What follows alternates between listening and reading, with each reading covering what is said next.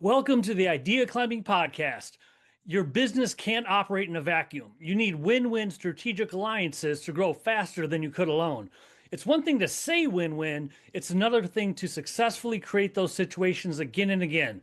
I discuss how to do that in this episode with my guest, Dr. J.C. Baker. Dr. Baker has invented the standard for business health and has dedicated his life to reducing business morbidity. He is the founder of the Business Hospital and the Business Hospital Institute. The Business Hospital is the only one in the world operating in 15 countries. Dr. Baker is a doctor in business administration with a focus on organizational leadership. He is a six-time and #1 best-selling author with textbooks on how to launch a business and how to make good business decisions. We dive into topics including how to bridge the gap between just giving help but also getting help at the same time, how to ask for help or referrals without coming across as pushy, what to do when an initially win-win strategic alliance becomes a one-way street, the one thing above all else that you need to do to create a win-win strategic alliance, and other golden nuggets of advice. You're going to love this show.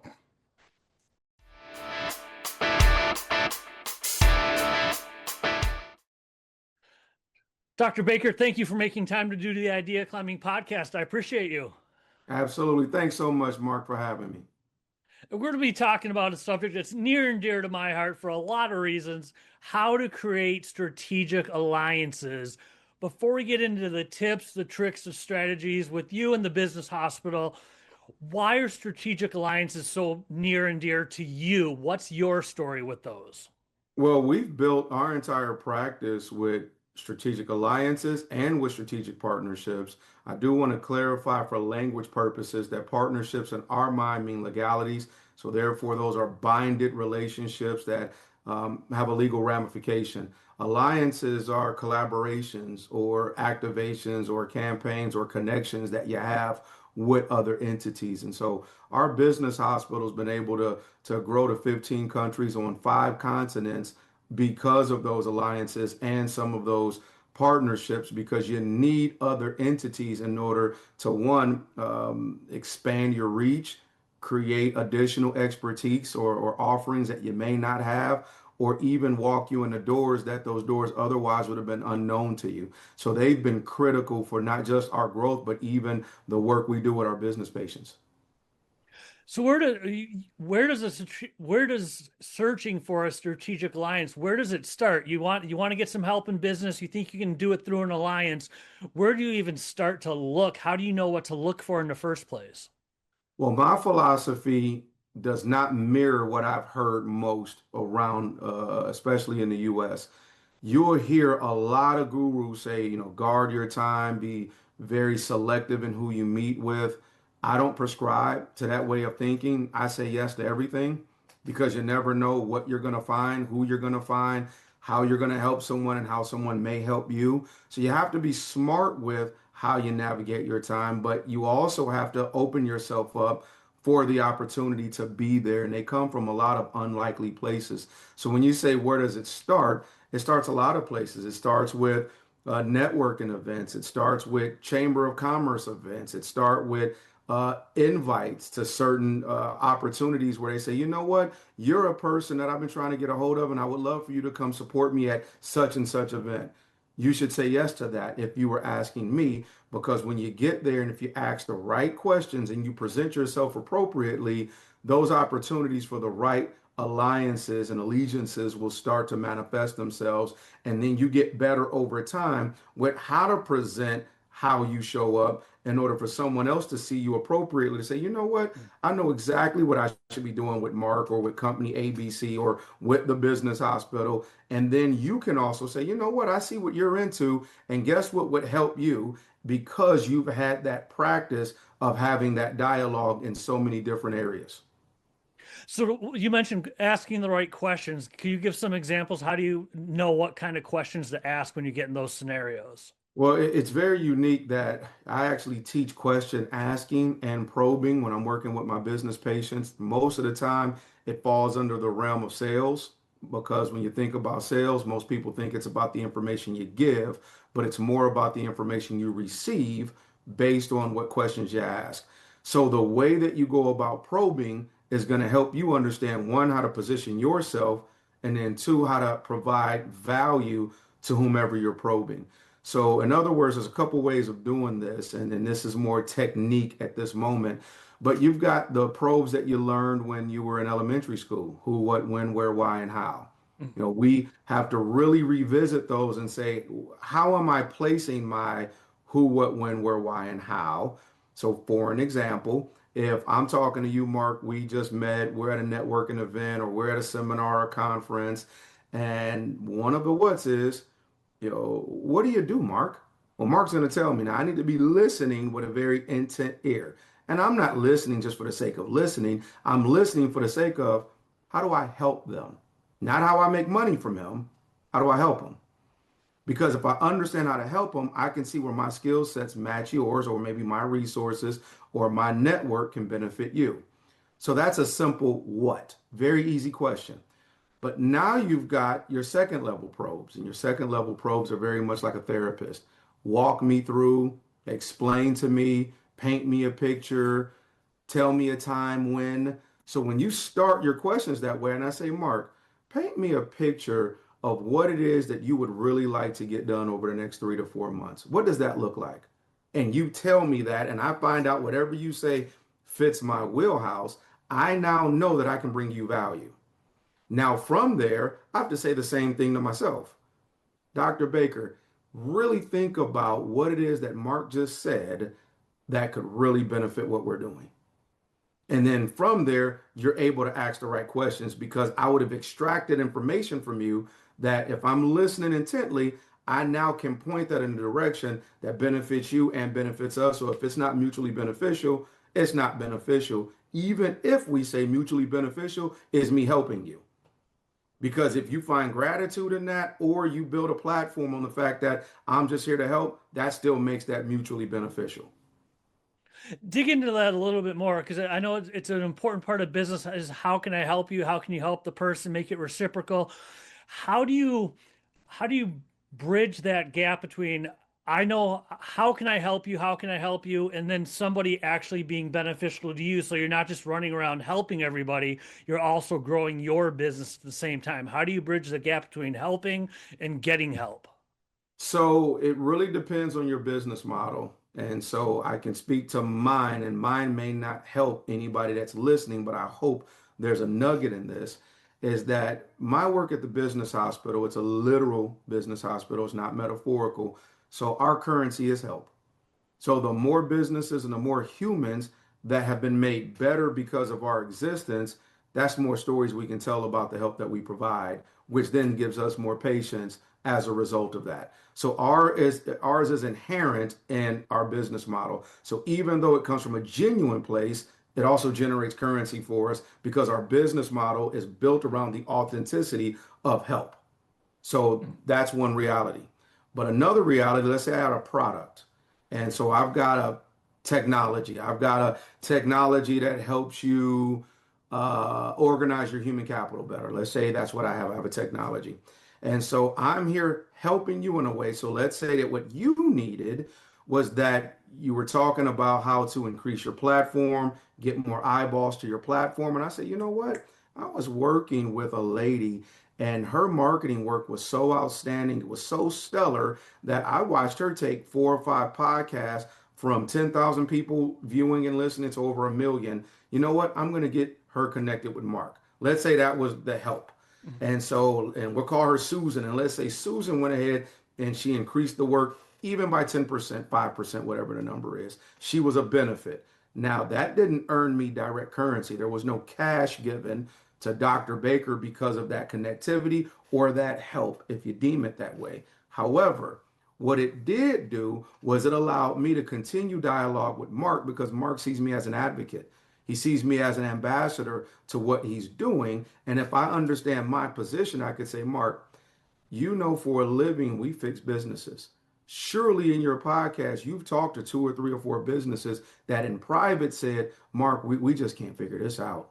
We just don't know what we're doing. It would help me, Mark, if you got me in front of them. And if you get me in front of them, what's going to happen is they're going to recognize you as caring about them because you got them the help they needed when they told you something that was in an intimate moment. You listened to them and you provided them a solution. So now me getting you, Susan, to increase your marketing bought me currency because that was a genuine help to you.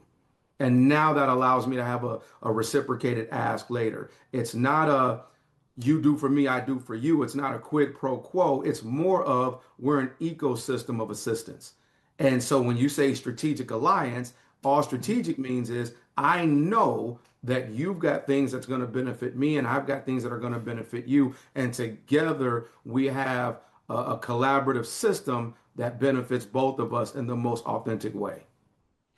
Once you find someone that you can help and they can help you, and I don't mean this as a legal structure, like we said, partnership, not that, but a strategic alliance. How do you how do you formalize that once you realize I can help you, you can help me, maybe a little give and take on both sides? How do you make it more formal to say, okay, we're going to help each other on an ongoing basis and we're both going to grow because of this? You have to treat that relationship very much as how you would treat your business development efforts. So I'm going to use a personal example, then I'm going to use a general example. So in the business hospital, ours is formalized between our partners, which are wings, and those are the ones that are contracted.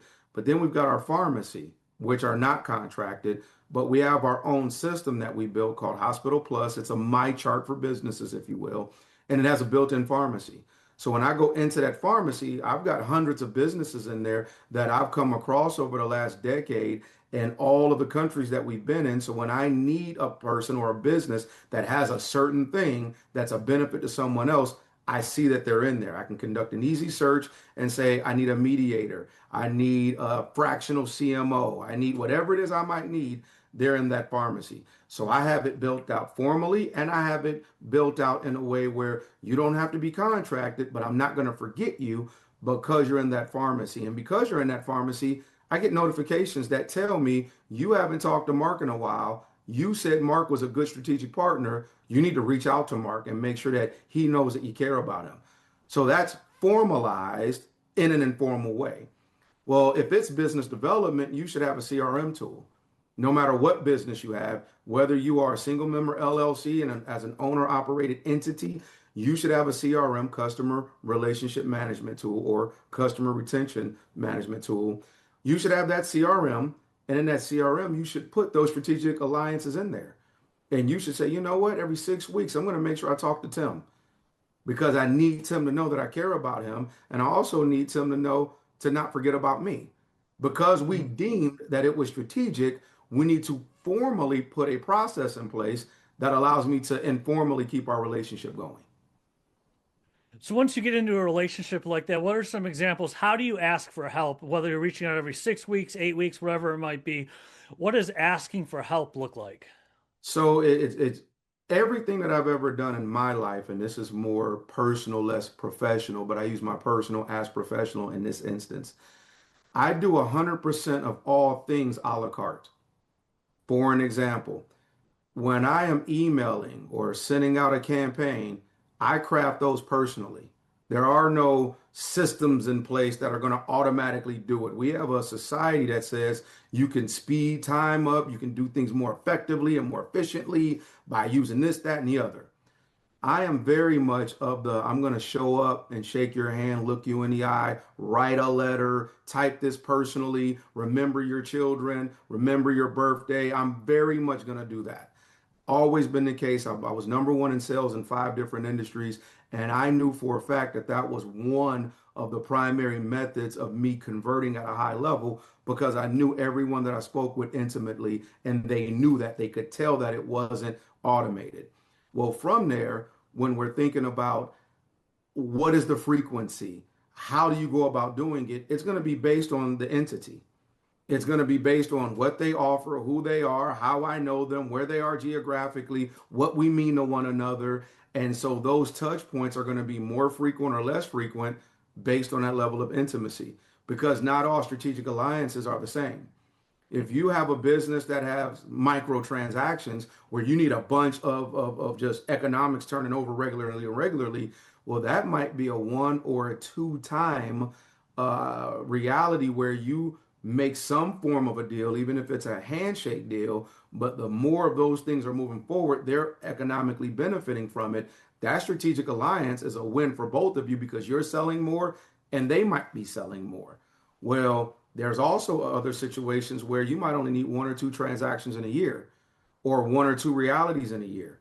Well, those touch points might have to be a little less frequent, but they have to be more impactful when you have them so that when you catch up, it's like catching up with an old friend that maybe you haven't talked to in the last 5, 6 years, but it feels like you never left off. You still got the same inside jokes. You're still kidding around the same way.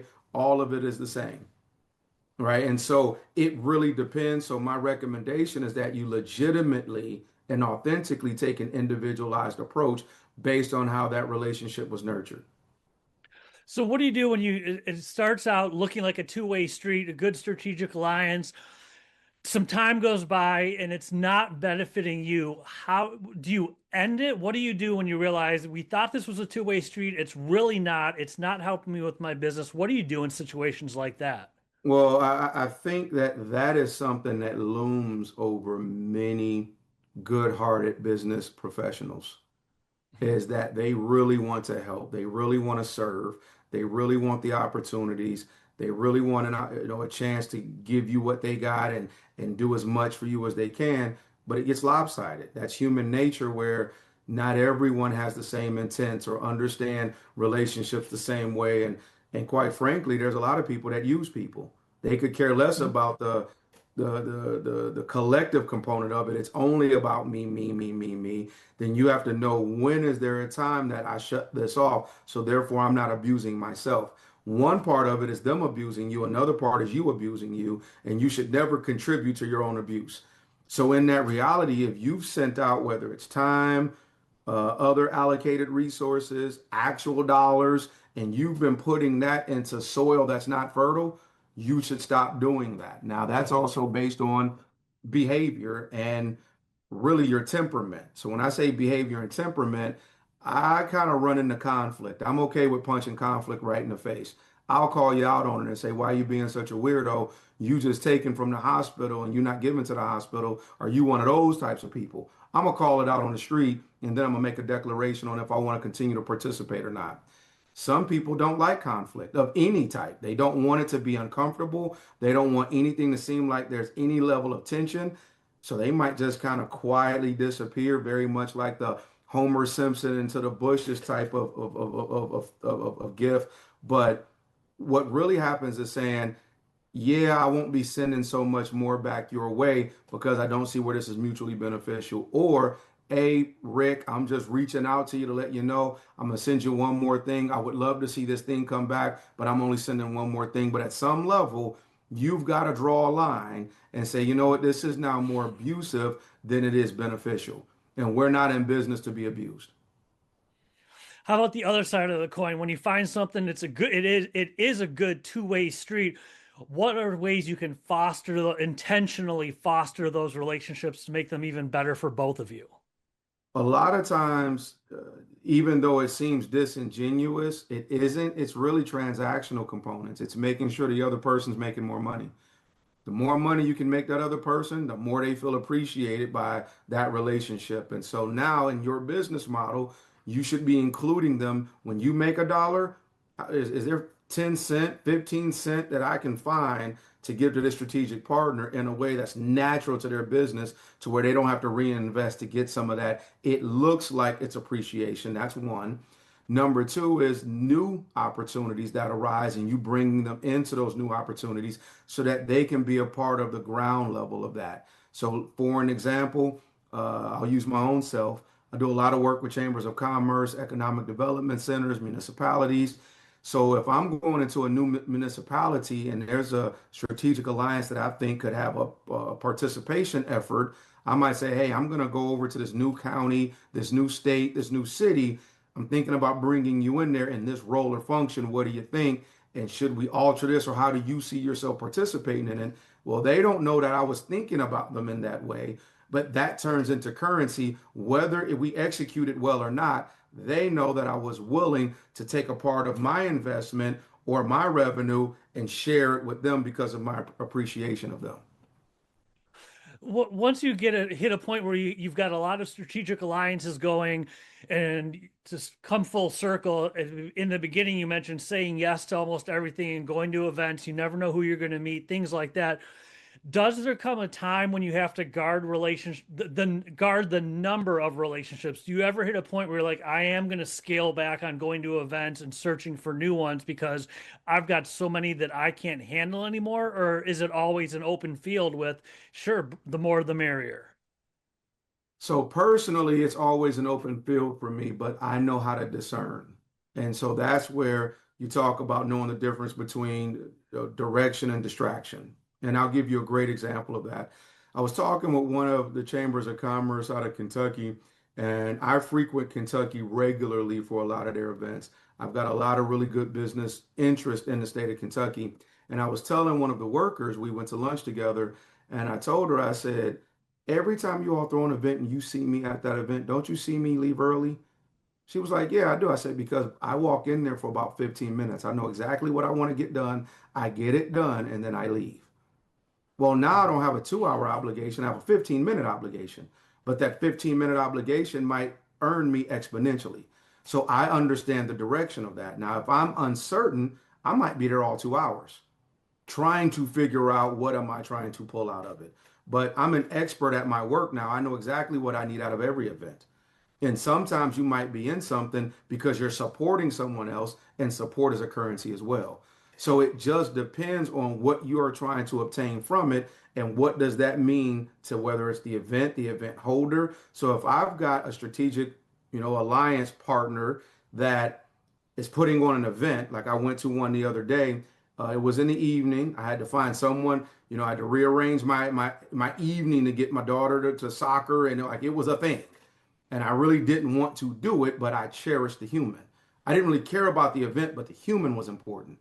So I went and I supported the entire event for the human. But I do know that the human is a dividend and has been and will continue to be a dividend. So that 2 hours was a 2 hour investment into them. But let's say that was an event that came across my calendar and no particular human is of my interest. The event is of interest. Well, now I can make a discernment on, is this 10 minutes or is this 2 hours? And who's going to be there? And when I get there, and if I don't see the faces I want to see, or if I see on that list that that's not the list that I want, you come in, you get out, and you're more decisive in your movement. You're more of a sniper in that instance than guerrilla warfare. So it really all depends. It's all contextual. How to explain the unpack that a little bit more? When you say discernment, how do you get to be more discerning without being too transactional in the situation? So one state event I went to, the governor was going to be there. I knew the governor was going to be there, and the governor was my only target. Governor wasn't coming on for 40 minutes. So I had to wait 40 minutes before I knew I could see the governor. So that 40 minutes, what are you doing? Well, I know that if a business comes to me and that business, let's say there's an entry level worker or a mid level worker that wants to try to network with me, I'm not going to disrespect the entry level or the mid level worker that's working at this accountancy, but I know that that's not the decision maker that I should be working with. So I can easily get in and out of that conversation or force that conversation to get me to the highest level person that's in that room. So therefore I can have that introduction to use my 40 minutes. But if I spend 25 minutes learning about this person's journey to mid-level management, then I just abuse my own business. So it's not a disrespect to the human, it's a disrespect to the function. Does that make sense when we talk about discernment? That makes perfect sense without being too transactional and about I like the point about being the person or the business and things along those lines too. Definitely, yes. Correct. Because if you're in there and you've got a product to sell, well, you should know automatically if, let's say that you're a business to business, a great one that comes to mind is a furniture company, one that sells office furniture when there's relocations and big brick and mortar moves or, custom transformations of certain office space. You should not be talking to a person that can't write the PO for that service. So as you're navigating, if you're talking to the marketing personnel, you just harmed yourself. You were nice to that human, but you lost yourself an hour's worth of work time. And if you're worth $300 an hour, you just spent $300 Mhm. talking to that person for what dividend from that? And the answer would be none, potentially. Now, that marketing person might get you to a person, but now you got to foster that through business development. So now there's another hour going by. So you're 600 in the hole trying to convince that person to give you the right introduction for you to sell them office furniture. You should not have done that. Well, it sounds like we've come full circle as far as discernment and finding, making it a two-way street. And we've covered a lot of ground in a really short period of time. When it comes to creating strategic alliances, someone's listening or watching, like, I get it. There's a lot of good info here. If you were to say, if you want to successfully create strategic alliances, whether it's restating something you already said or touching on something you haven't yet, if you were to say, at least do this one thing, at least do this one thing above all else, what would you tell people to do to form successful strategic alliances? It's know what you have to offer and what you want to receive that's mutually beneficial. That is awesome. Thank you, Dr. Baker. And if people want to find you online, where's the best place or places to go? Best place is the website, thebusinesshospital.com. Everything you want to know would be there. We do have a LinkedIn presence. It's very small, but you can see me there. Just look up Dr. JC Baker and you can see me on LinkedIn. But really, the website is there. How to contact us is there as well. This has been great. Thank you again. I appreciate you, Dr. Baker. Thank you, Mark. And scene. Okay. Good job, Mark.